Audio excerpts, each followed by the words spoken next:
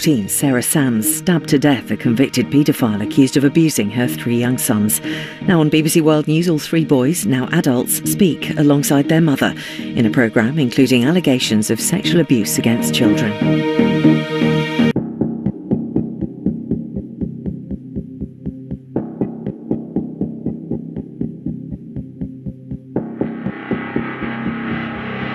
A woman has been jailed for stabbing to death a convicted paedophile. Paedophiles tear lives apart.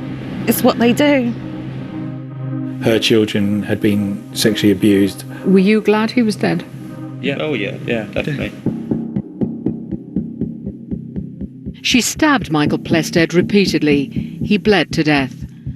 20 minutes later, she re-emerged. You can see the knife. I bring life into the world. It never occurred to me that I would be guilty of taking life out of the world. Did a man need to die? Did children need to be hurt for the truth to come out? I think I had a knife in my left hand, and I remember him trying to grab it. I had taken the law into my own hands. I had done that.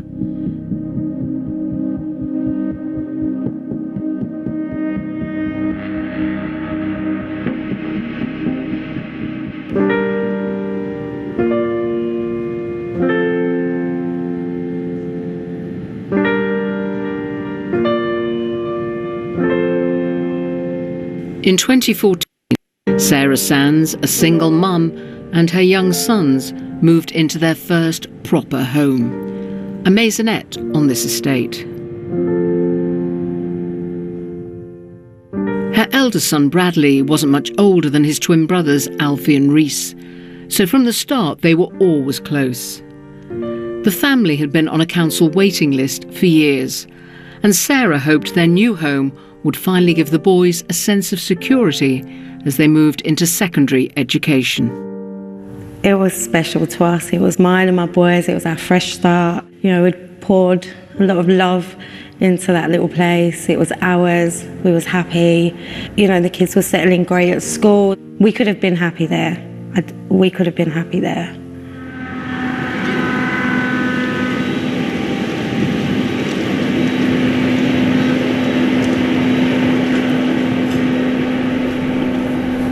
Took everything from me.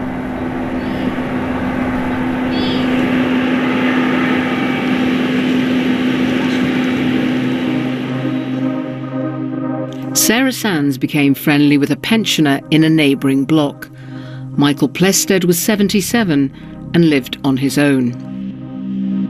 I genuinely thought he was just a lovely old man. I would watch him on the estate. Pleased to see everyone, help everyone. Everybody, you know, said hi to him. He was easygoing, always had something nice to say. Yeah, he was just a nice man, absolutely no red flags whatsoever. I cooked for him, looked after him, always kept him company when I had the time.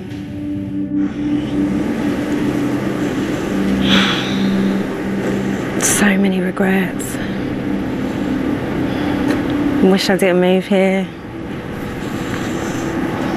Wish I never said hello.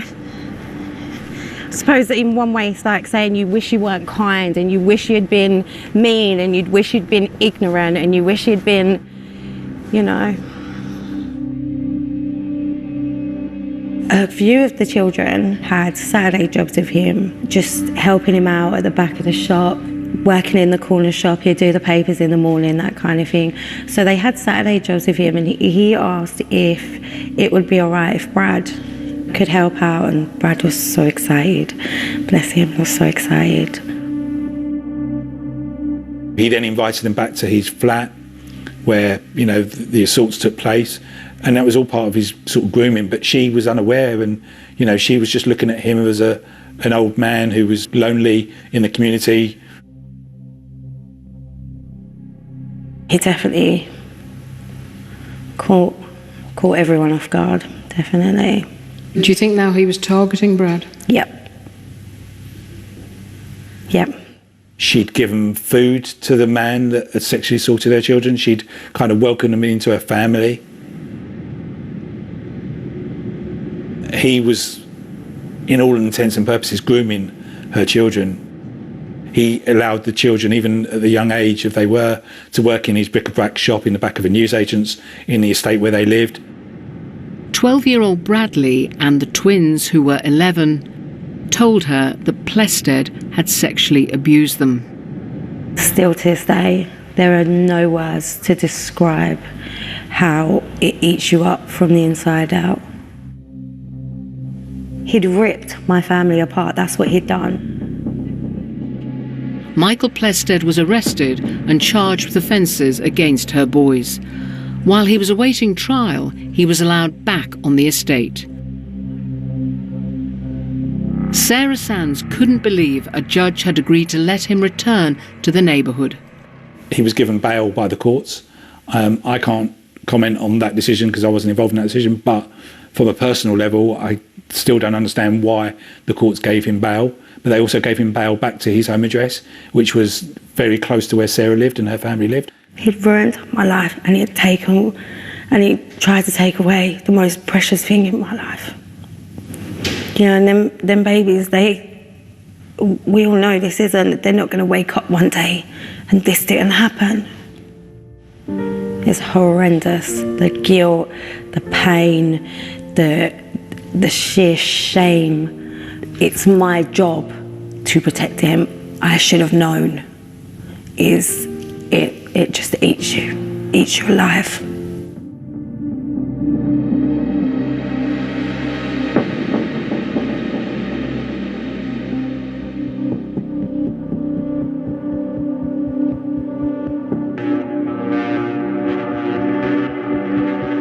In a highly emotional state, she set off from her home and made her way to Michael Plested's flat.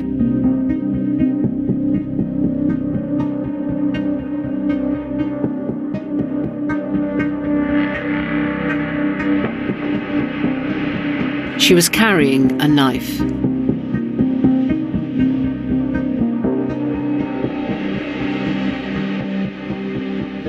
Didn't know what I was doing there. It was ridiculous. I realised I made a huge mistake. I was frightened, absolutely petrified. He had no fear. He was not remorseful in any way, shape or form. At first, he was very much, "Oh, your children are lying." And I was just standing there and everything froze. The whole world froze. There wasn't a world. I just froze.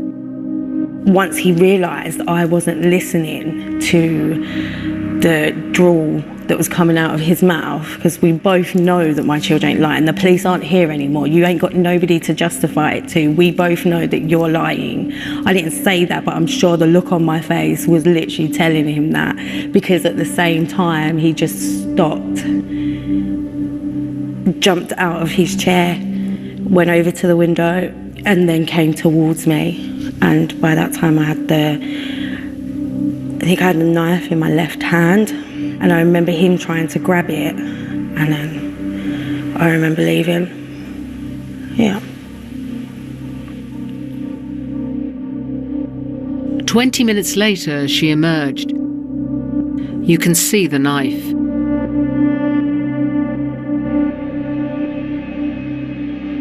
She had stabbed Michael Plested 8 times. He bled to death.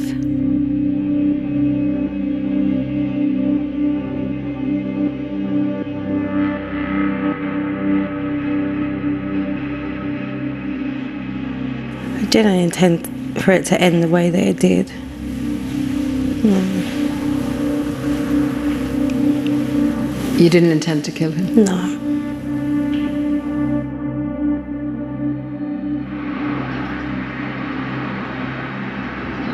Hours later, she handed herself in to the police.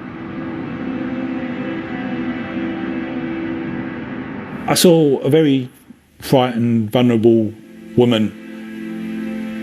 You could tell that she was scared. She came to the police station. She denied murder and obviously gave an explanation of what had happened and why it had happened from her point of view.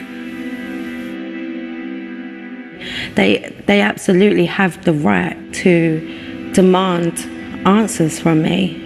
I had taken the law into my own hands. I had done that. I've always been raised, and my boys have always been raised to take responsibility for their actions. But I also understood that this is a process. This is the process that should have happened to Michael Pleasted. This is the process.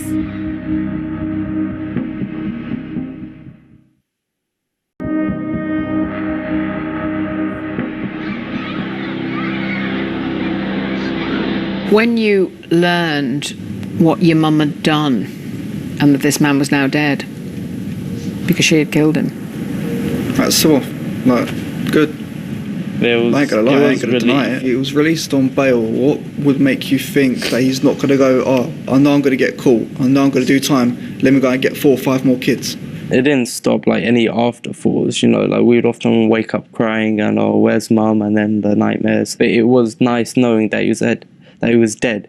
If we was known that he was locked away, that I'm sure that would have been just as satisfying, but obviously it wasn't. so were you glad he was dead? Yeah. Oh yeah, definitely. If this guy's still walking about, and I know what he's done to me, and he's still about the government and so on, one of us could be in So then he'll be jail. out doing it again. Obviously, it doesn't say the nightmares and stuff. It doesn't really slow them down away, but it does have more of a sense of security because you don't have to walk down the street thinking, you know, He's gonna come If round he's that round the corner. corner, yeah. And he literally lived across the road from us. Well, I mean, I could see the man's house. I could open Yeah. that window over there, and I'd see his house across the road.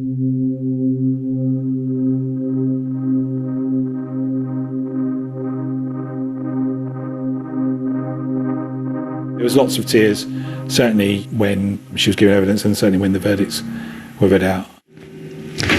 Now, at the Old Bailey, a woman has been jailed for 3.5 years for stabbing to death an elderly neighbour who was a convicted paedophile. Sarah Sands was convicted of manslaughter rather than murder on the grounds that she'd lost control. But some questioned whether her sentence was too lenient, and the Court of Appeal was asked to make a ruling. The offender took with her to the scene a knife which was used in the infliction of fatal injuries when the jury was sure that at the time she intended to cause at least serious, grievous bodily harm. She did take some steps to cover her tracks. She had changed her clothing. She appears to have attempted to avoid her fingerprints being left at the scene. The offender, having fatally stabbed the deceased, did nothing to assist him in that she did not call the emergency services. 7.5 years. That is the sentence that will be substituted for the sentence of 42 months. There were times in the beginning of going to prison I was suicidal, absolutely suicidal. And I think I cried every day for about 6 months. Every single day, I didn't miss a day. Even in that state, I was still calling them in the morning to say good morning, calling them after school to ask how their day went, calling them in the evening to say goodnight before they went to bed. We wrote letters. My mum never missed a visit. You go through like several gates, empty out all your pockets, and they just like pack all your arms, all your legs, your body, just every inch of your body. Like you couldn't bring anything in, even if you wanted to. Open up your mouth, move your tongue up, so you're not hiding something. They have absolutely no say in what happens to them as children. They have no say. Did you feel, though, Sarah, did you feel remorse? Absolutely. Absolutely. And why did you feel remorse? I bring life into the world. It never occurred to me that I would be guilty of taking life out of the world.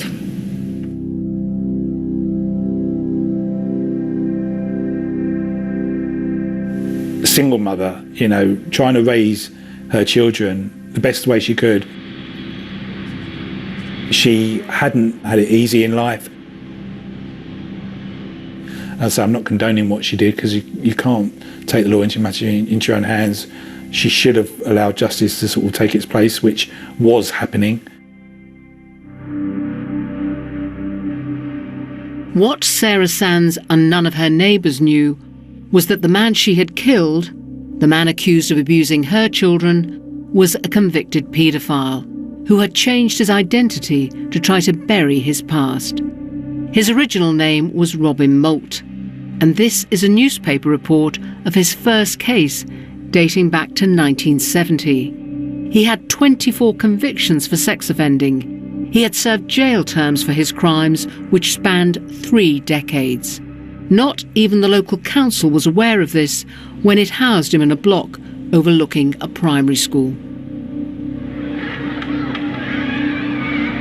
Even without knowing Plested's history, Sarah Sands had tried to stop him living back on the estate after he was charged with the offences against her sons.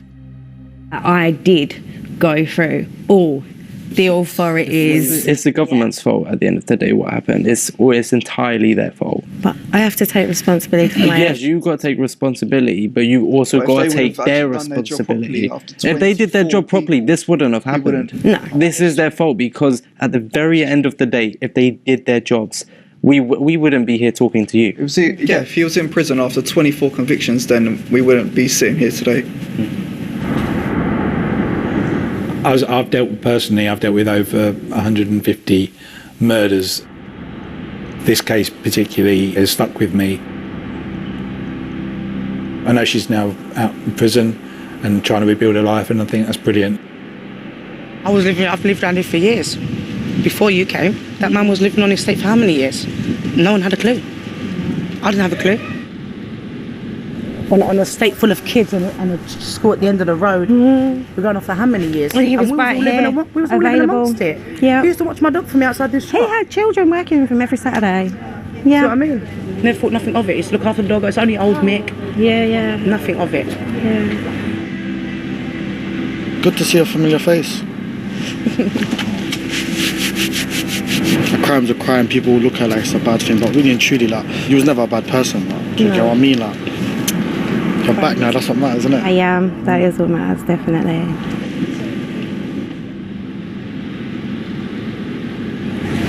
That judge maybe didn't bail him. If they'd have given him a longer sentence for his first crimes, if they'd just done what they were meant to do, we would have been good. Their lives would have been so different. Instead, they had a mum in prison for years, you know.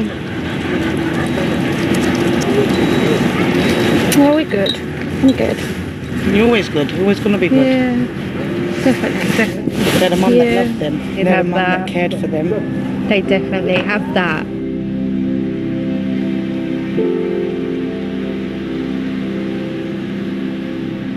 How has what's happened in the family, how has it affected them? How has it affected your relationship with them? We're closer than ever. Closer than ever. Nothing was ever going to stop me being their mum.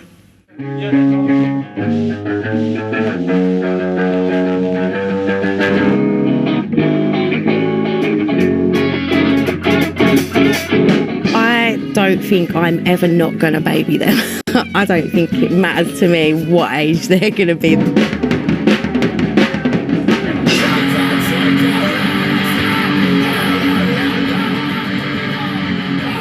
You only have one mum to do it. The rest of the world, you have to be grown up and you have to go to work and you've got responsibilities. You have all that. Your mum is the only one she's always going to put that wing over you. Our relationships, of course, had cracks. You know, I had so much to catch up on and they went through so much, you know. There was cracks that we had to work on, but you couldn't break the bond. You couldn't.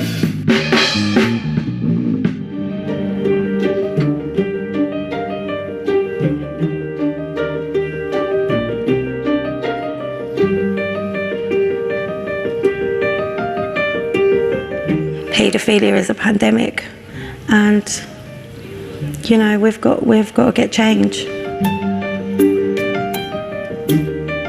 Sarah has now joined others who are campaigning for tighter restrictions on sex offenders who change their names. Here at Westminster, meeting the Labour MP Sarah Champion. Hello, I'm Sarah. I know you're Sarah as well. Thank you. For me, there is a gaping hole in child protection. It's what I found most curious but worrying when I started looking into the restrictions and the conditions that are put on sex offenders. It's up to them to tell the police that they've changed their name. Yeah. So if they don't, if they change it and they just disappear, there is literally no way until they reoffend that the police can track them down. They could go to probation, change their name the next day, and you don't know they're missing. Exactly. You know, they could be anywhere in the world within 3 weeks. The government says that offenders are legally bound to notify the authorities of any name change. But the campaigners are concerned that some are simply ignoring this and using their new identities to get through DBS checks, which are needed for certain roles and which reveal criminal convictions. They are systematically changing their names, some in prison, so that they are able to create a new identity. But once they've changed their name, they're able to get a new driving licence in that name. They're able to get a new passport in that name, and that enables them to get a new DBS check, which will be a clean DBS check. And what we're finding is these people are then going into schools, they're going into places with young people, they're going into places with vulnerable people in positions of trust, and they're exploiting that in the most horrific ways. We are an example of what happens when laws like that aren't imposed. They allowed him to change his name. He was within 500 feet of school. He had children employees. Mm-hmm. They just let him on the streets. If you are being abused or have been abused, try and talk. If you don't speak up, then whoever the man or woman that's abusing you or has abused you will move on to someone else. The sooner you say it, the sooner you could potentially save more people from being in the same pain that you're feeling. I feel like it's better to get yourself out that situation and talk as well. Otherwise, you're just putting yourself through worse and worse. You're eating yourself alive.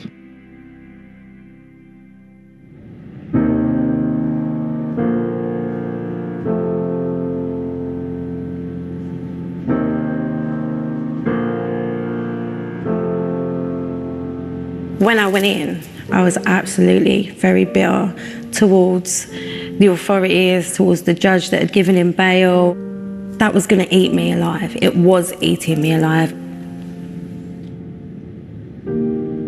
For me to help build them up and to show them it's possible, I had to do it first.